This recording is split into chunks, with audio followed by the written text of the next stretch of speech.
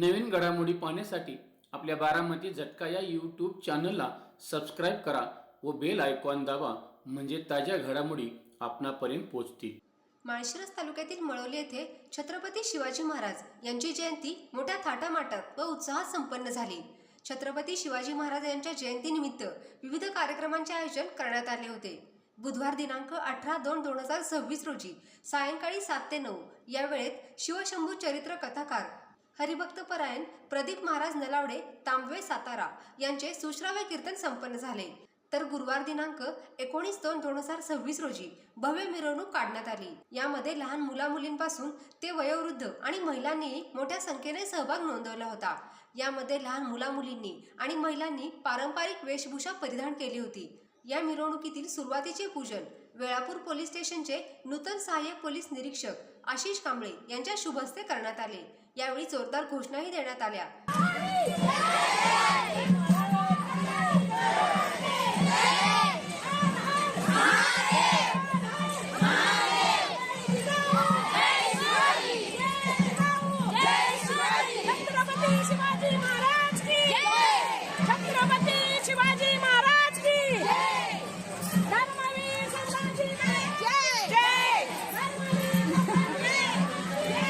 ही मिरवणूक संपल्यानंतर उपस्थित मान्यवरांनी छत्रपती शिवाजी महाराजांच्या प्रतिमेचे पूजन केले। यानंतर जगद्गुरू संतश्रेष्ठ तुकाराम महाराज यांचे वंशज व देहू संस्थानचे माजी अध्यक्ष गुरुवर्य हरिभक्तपरायण बापूसाहेब महाराज देहूकर आणि लोकप्रिय दमदार आरोग्यदूत माजी आमदार राम सातपुते यांचा सत्कार करण्यात आला।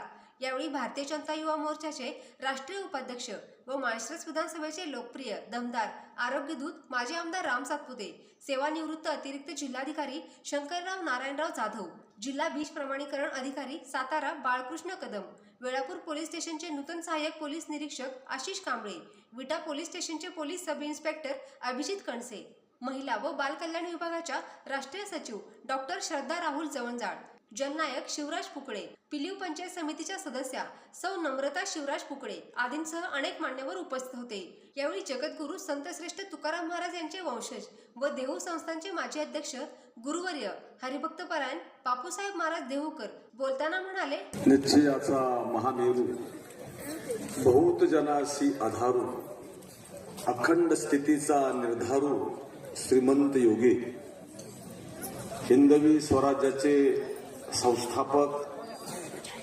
महाराष्ट्राचा एक जाणता राजा छत्रपती शिवाजी महाराज, आणि आज आपण त्यांची जयंती मोठ्या उत्साहानं आपल्या या मळवली गावामध्ये संपन्न करतो। मळवली गाव तसं हे ऐतिहासिक गाव म्हणावं लागेल, कारण छत्रपतींचं आजोळच जाधवांचं होतं, म्हणून या गावाला सुद्धा एक विशेष वारसा आहे।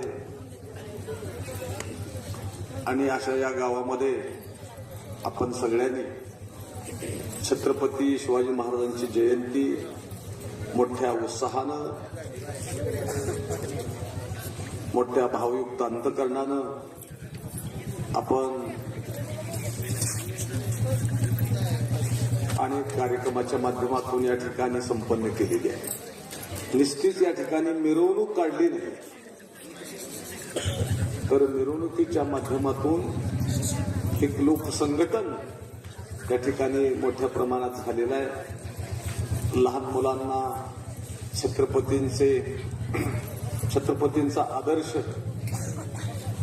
त्यांच्या जीवनामध्ये त्यांना आदर्श घ्यावा या हेतूनं त्यांनी छत्रपतींच्या जीवनातले अनेक पैलू या ठिकाणी आपल्या या छोट्या छोट्या कार्यक्रमातून या छोट्या छोट्या मुलांनी एक अतिशय चांगला अभिनय करून या ठिकाणी हे सगळं व्यक्त केलेलं आहे। छत्रपतींच्याकडे असणारी दृष्टी, छत्रपतींचं जीवनातील आचरण, त्यांच्या जीवनाची आचारसंहिता आज जर आपण बघितली तर निश्चितपणानं ती शिवजयंती साजरी न करता त्यांच्या जीवनाच्या अशा दूरदृष्टीकडे आपण पाहिलं आणि काही अंशात आपण त्याच्यामध्ये जर तसं उतरलो तर मला वाटते आपला भारत देश हा महासत्ता बनायला काही अडचणच येणार. जगामध्ये अनेक राजे झाले, परंतु मला वाटते असा एक राजा आहे की जगामध्ये नुसत्या महाराष्ट्रातून भारतात त्यांचं नाव आहे, तर जगामध्ये त्यांचं नाव आहे. मी एका ठिकाणी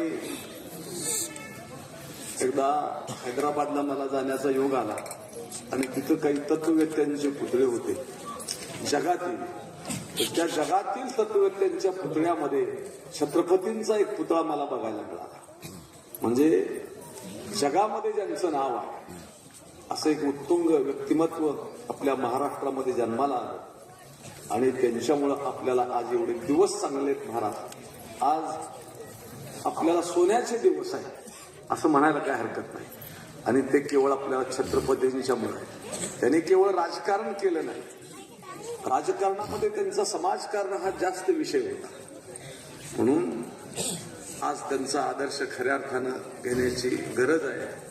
अरे कल्याणच्या सुभेदाराची सून त्यांच्या काही लोकांनी आणलेली, छत्रपती शिवाजी महाराजांनी त्याला चोळी बांगडी करून स्वतःची बहीण म्हणून पाठवलेला हाच आदर्श आज आपण छत्रपतींच्याकडून खऱ्या अर्थानं घेतला आणि खऱ्या अर्थानं आज त्याची गरज आहे.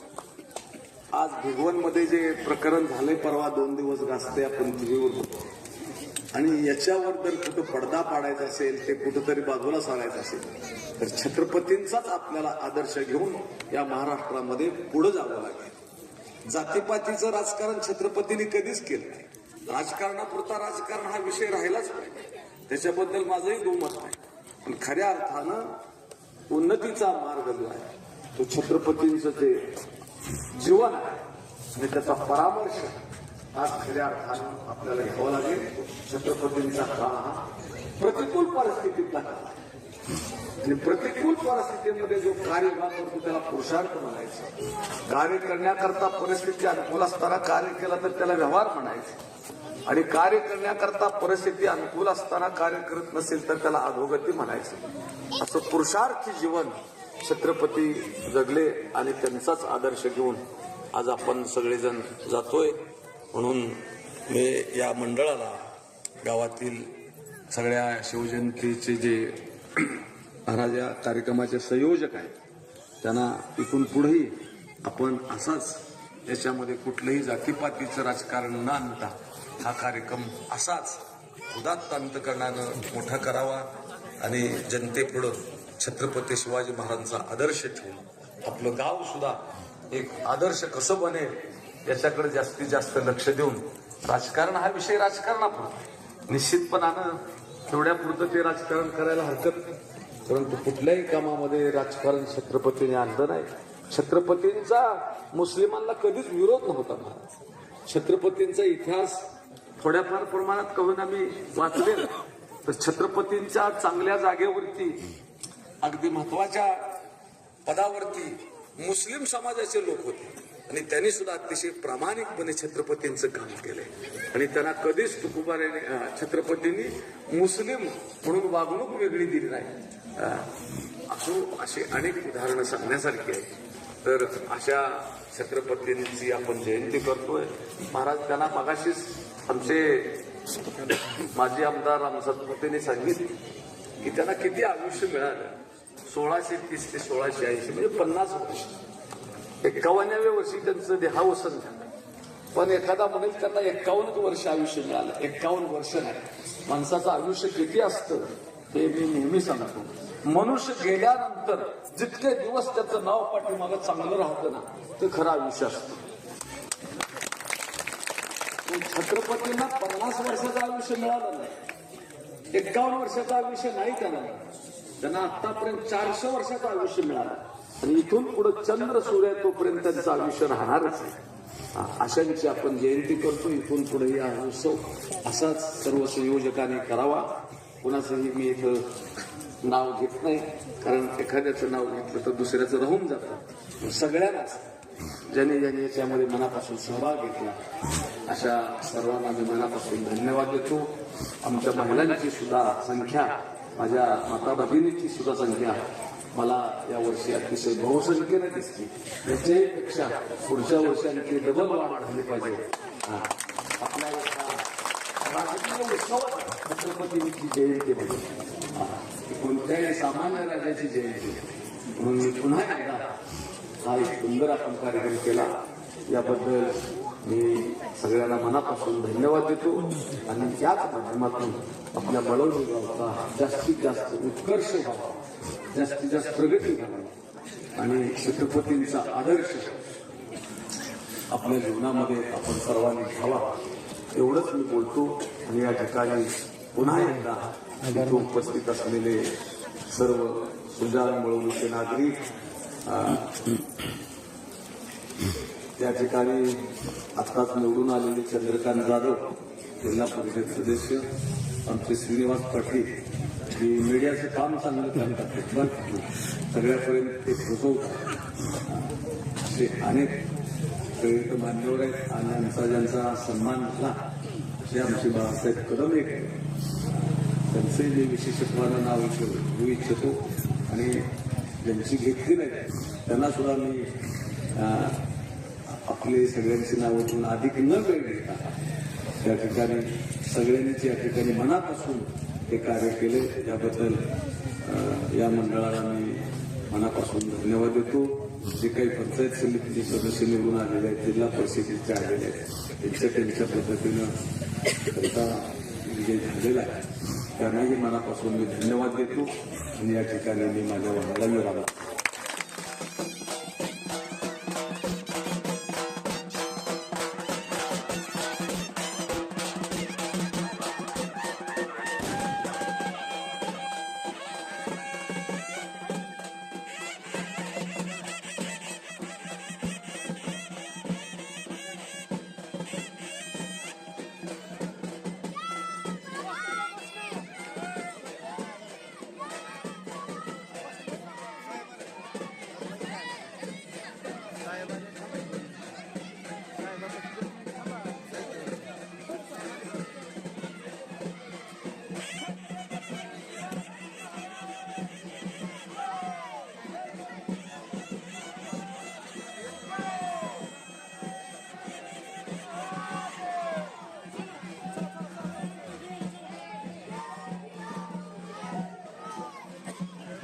थंडी वाजते का आहे ना यार.